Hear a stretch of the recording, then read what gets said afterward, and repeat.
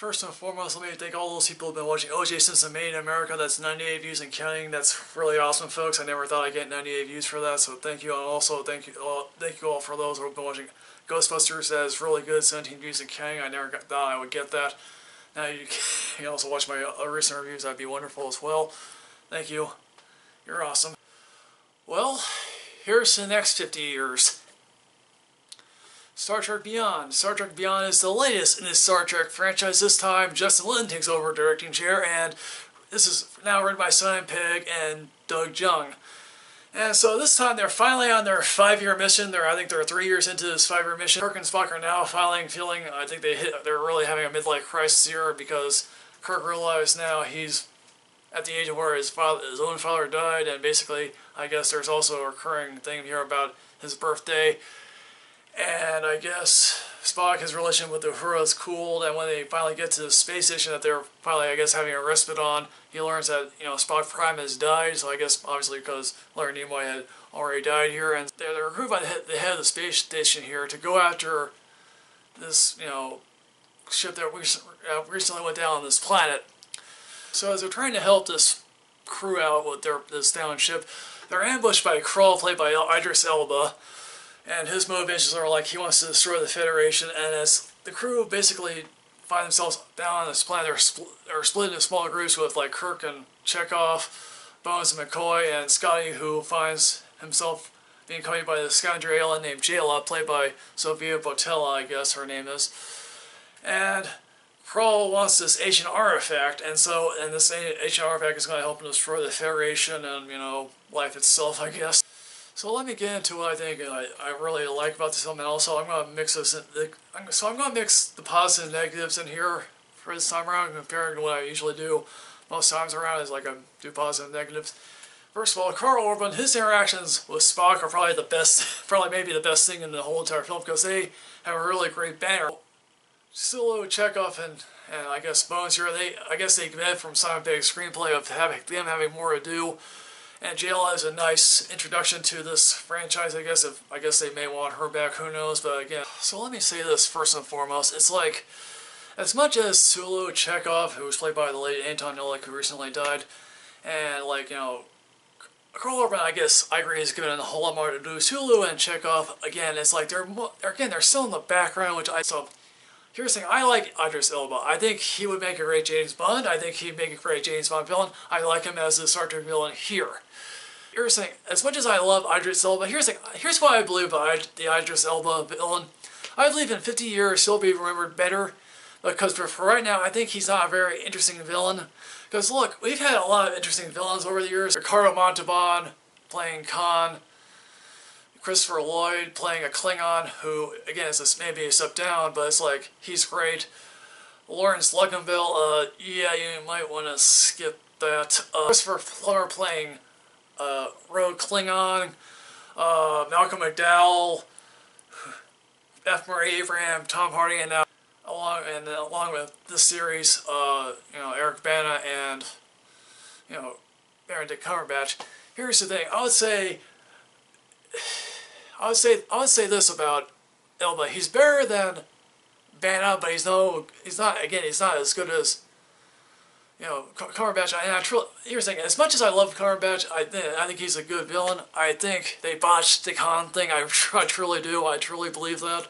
So for those 3 or 4 people who liked Star Trek Enterprise, the Scott Bakula series of Star Trek, you get your own own motivation here from Krall. It's like, is his motivation any interesting? It's like, I'll say this: it's better than, Lawrence Luckenbill, who's searching for God, and I think it's significantly also better than Malcolm McDowell, who's searching for the Nexus. It's like, his motivations are certainly interesting, but it's not like Ricardo Montalban, who's really trying to get after Kirk for ruining his life. So Justin Lin, I think, is a really good choice to take over a franchise, because he helped revitalize the Fast and Furious franchise to being what it was, the super action type of franchise. Here's the thing I want to say: J.J. Abrams, along with Damon Lindelof, Roberto Orci, and I guess to a lesser extent Carlton Cuse and Alexander Kurtzman, I guess they formed a brain trust. And here's the thing: you basically allow J.J. Abrams to revitalize a franchise or give him an idea. He'll do that for you. Justin Lin, yeah, he might have revitalized the Fast and Furious franchise, but that was not a very good franchise to begin with. And it's like, because part of me feels here that Justin Lin, he's trying to make a more Guardians of the Galaxy type film, and I don't think that necessarily works. There are times where I feel like I can't determine whether Justin Lin is laying down the Simon Pegg screenplay or Simon Pegg is laying down the director, because I can't really, because there are times where I feel that, but I can't figure out who is doing what, who is laying who down here. I can't really figure that out.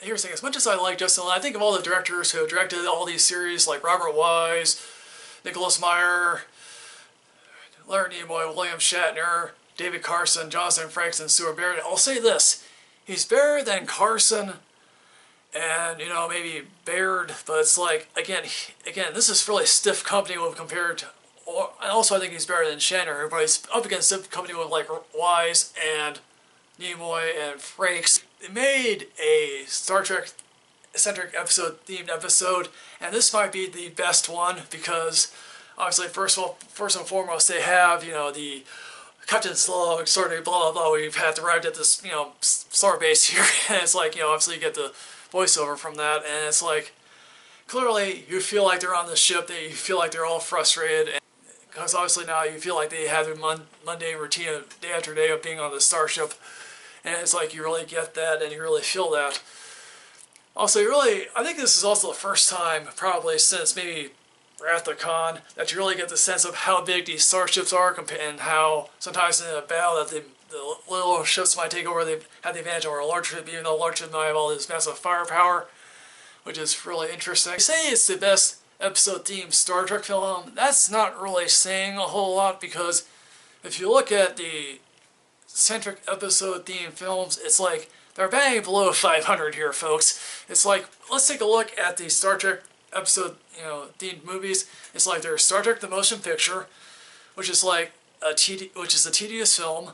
Star Trek: The Final Frontier, or, you know, Star Trek V for those people, and it's like that film, I'll say, has gotten better over the years, but it's still not a very good film, because it's like, I think admiring the search for an almighty God, that's a fascinating idea for a film that is just never executed properly.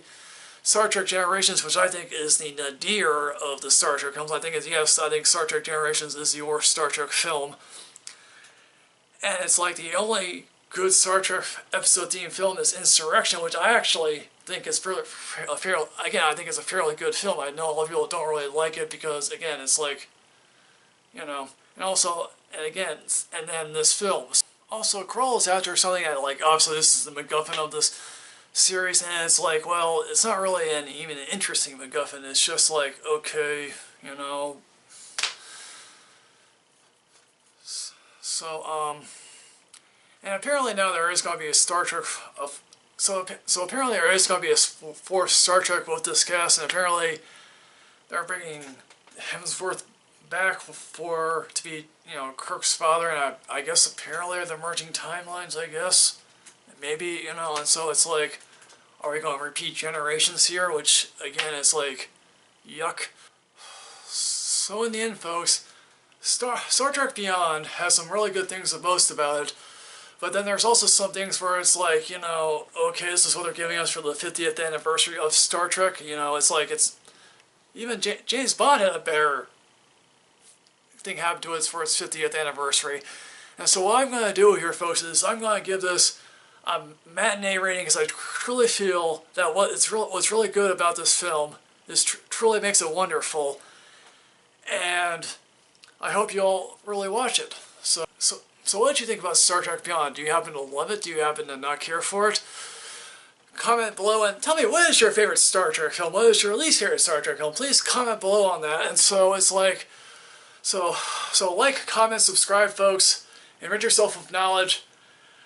I'll see you next time, folks. Hooray for that.